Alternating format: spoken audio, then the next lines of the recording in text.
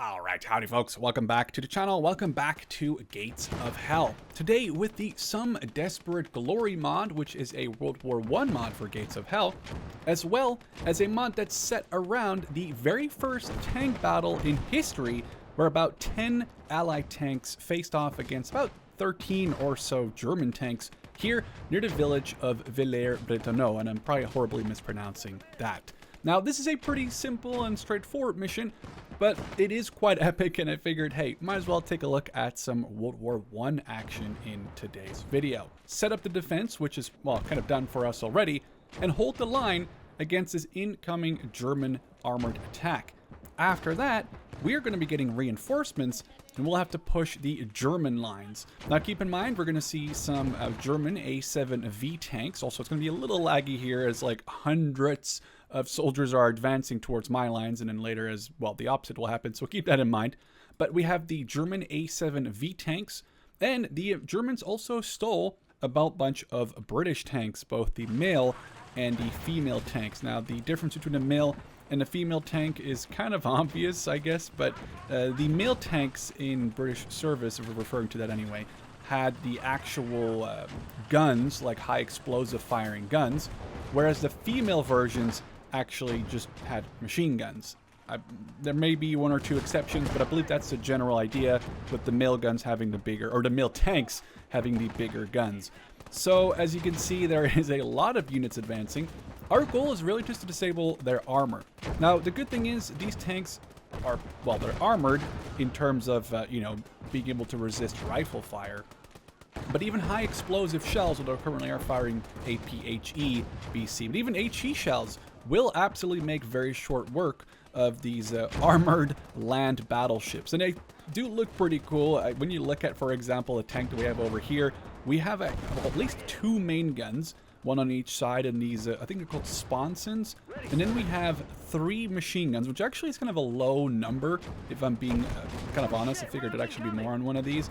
There's two front guns on the sides and then one gun in the front. Now, that is actually the majority of the German armored push, mostly knocked out. We can try to make sure we knock out specifically this A7V over here, which is still up at the moment. Oh, there we go. It's going to go down at some point, right? By the way, if you want to play this yourself, either with the mod or with the mission mod, well, you'll need the mod to play this mission, obviously.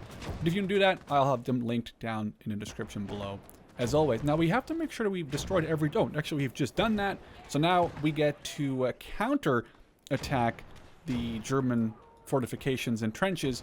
An unhistorical amount, at least when you're looking at the actual events that happened on this day in 1918. We're going to get a couple more tanks that I think were actually around, but hey, if that's not a, you know, a sort of epic way to recreate the battle, then that's definitely not a bad thing, because we're getting, as you can see, a whole lot of male tank reinforcements, again based on the side guns or the sponson guns. And that is, I think the World War I tanks are just so iconic looking, more so than maybe even a Tiger or a Panther. There's something about them that's just so almost Warhammer-like. I'm not even a big Warhammer fan, but these things are like straight from Warhammer 40k. Or maybe, I guess the people who designed those things for Warhammer 40k probably took some inspiration from World War I. So now we have to also knock out their artillery. Luckily, we are going to be getting some of our own artillery as well. Obviously, these are very epically horse-drawn, although the horse does look a little silly over here. I think we even have a donkey or a mule, which is technically directly under our control. A little interesting, but hey, you know, if you wanted to send a guy off with the donkey, which actually happens to be an ammo carrier, which is interesting. The guns are going to set up over here, and we'll just get them to engage all the guns on the line. I'm actually not even really going to bother messing with our tanks. I think they can kind of figure stuff out on their own. Another interesting thing about this mod is the gas mask button, which does lower everyone's stamina to like 5%. But it has this option which sort of tells everyone's around them to put on or off their gas masks, which actually is kind of cool to see that you don't have to individually select each soldier. If you just select one guy near a group of soldiers, they will all automatically, you know, put them on or take them off. Sure. Oh, there's actually a bunch of German armor again. We got more A7Vs approaching. might be time to send up this to start clearing out this left flank a little bit. What's awesome about these tanks, too, if you actually look at them, is I can point straight at a target, and I can shoot almost oh, we got some more reinforcements. I can basically shoot right in front of me with both guns. Not only can I shoot the left one, well, that was horribly inaccurate. I can shoot the right one, go back to the left one, shoot again. I don't think I'm being very accurate here. That was actually horribly... Oh, actually, we did manage to kill that A7 Vito. It might not have been this guy. Now, we're losing our tanks incredibly quickly on this side. I don't even know if this mission is doable. This is insane, the amount of stuff that they're sending at us right now. Now, we are... This is absolutely just an insane amount.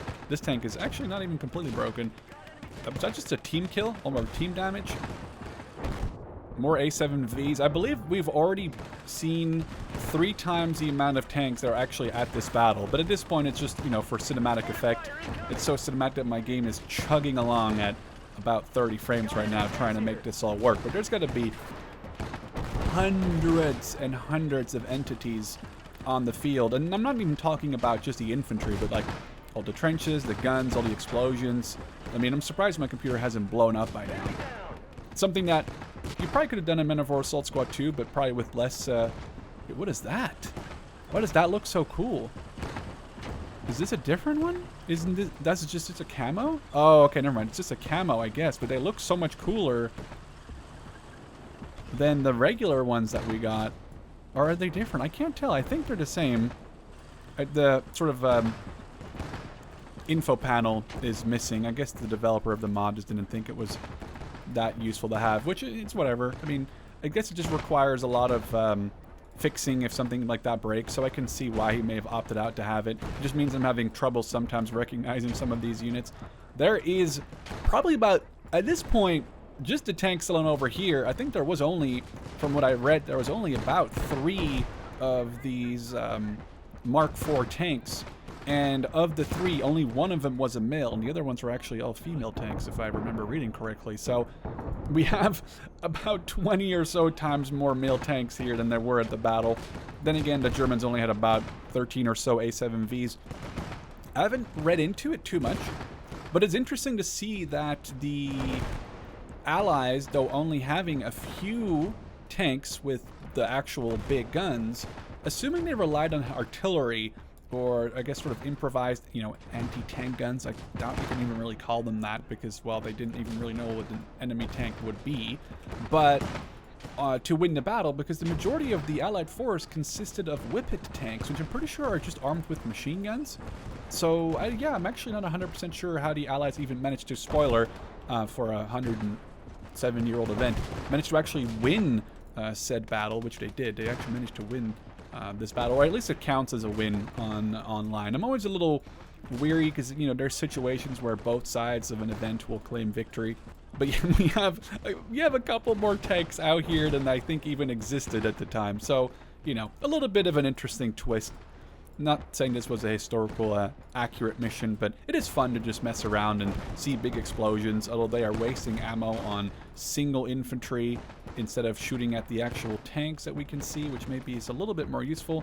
If it's not the tanks, then shoot the artillery.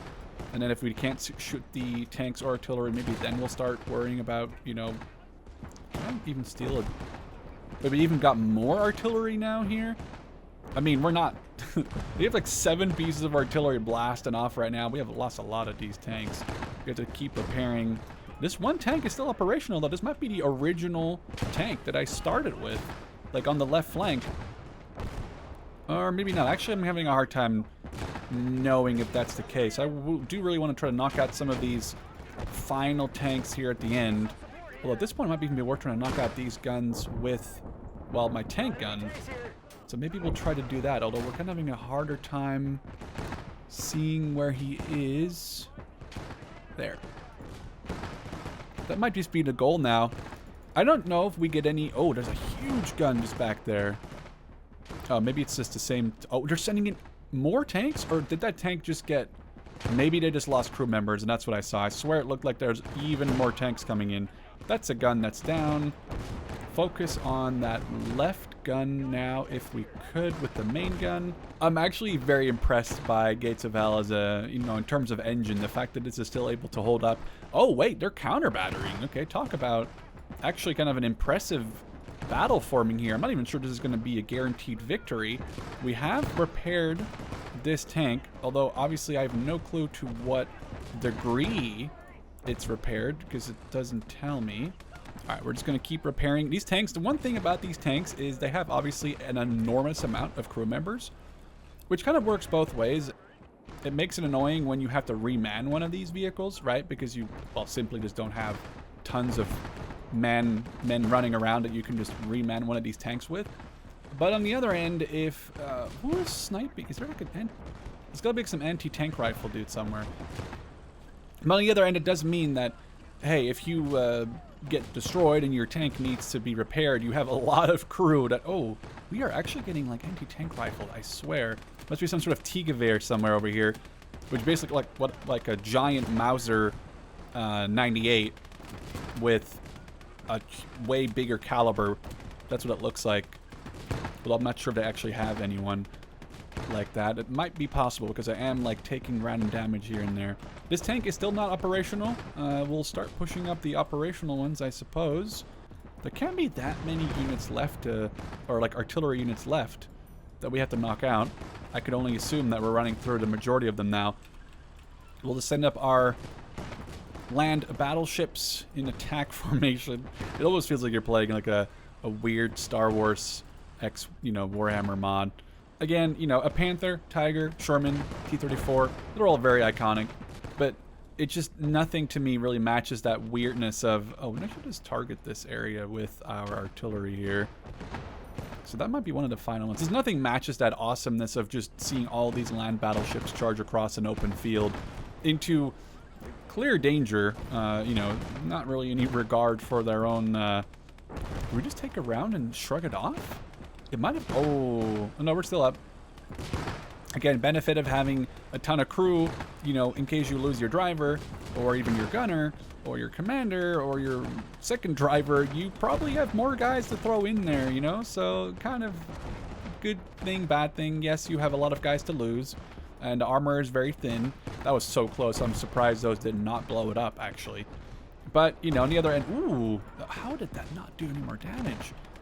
We're just losing men left and right in these tanks. I still don't know if it's one of the A7Vs that's hitting me, or if it's some sort of anti-tank rifle, or if the artillery is just getting lucky and I'm not seeing it, or if there's mines here.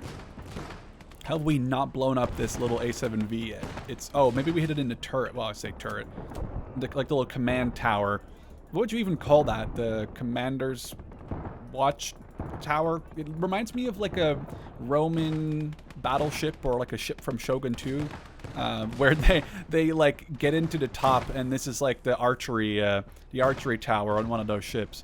It looks like we may have another tank operational. Lag there was just incredible. It might have just actually meant that we blew something up. Artillery, keep on firing. That was very close. And I had no clue this battle happened. I mean, I figured at one point, obviously, there had been a, you know, a big-ish first tank battle. But I never actually had heard about this specific battle before until I played this mission. So a little bit of TIL, or Today I Learned even, while we're playing some Gates of Hell. As we're trying to clear up the last little bit of German resistance. Again, very impressive, this battle, when you consider that there was only about 10 tanks on the Allied side and about 13 or so, about a dozen basically, on the German side of things, and we have definitely gone through more. I guess at the end we'll maybe see some results which will be interesting in terms of damage to vehicles and stuff, although it may be a little bit of a harder thing to take a look at because the guns that we're using may count as vehicles as well, like the guns that we're destroying right now. But even if we're taking off, say, like 7 or 8 guns in terms of the units that we're basically destroying in the back here, I think that the other units that we have destroyed in terms of vehicles will all be, like, actual vehicles. So, oh, there we go. That might be it. I don't know if they're going to retreat or if that's just a surrender on the German side of things. I'm kind of waiting for that final result screen. I'm very curious in terms of what we've done Oh, I just have to launch a counteroffensive. I haven't even used any of my infantry. Kind of felt like they would have just gotten absolutely annihilated if I sent them forward earlier, not just into the tanks and the guns, but just the amount of infantry that the Germans had like laying around. But at this point, I guess we are good to keep pushing. Maybe some infantry would have helped suffer a little less casualties in terms of what I again think are anti-tank rifles. All right, well, we have actually just run over their lines. There's only 1 or 2 more Germans left, and that is going to be, he's down 20 vehicles on our side, 34 on their side. That's going to be doing it for this battle and this episode. So I hope you guys enjoyed. Maybe you learned a little bit Battle of Villers-Bretonneux, and if you did, or let me know. Or if you wanted to sort of add something, I always really appreciate learning and hoping that you can also help other people learn new things down in the comments. And I guess I'll catch you in the next one.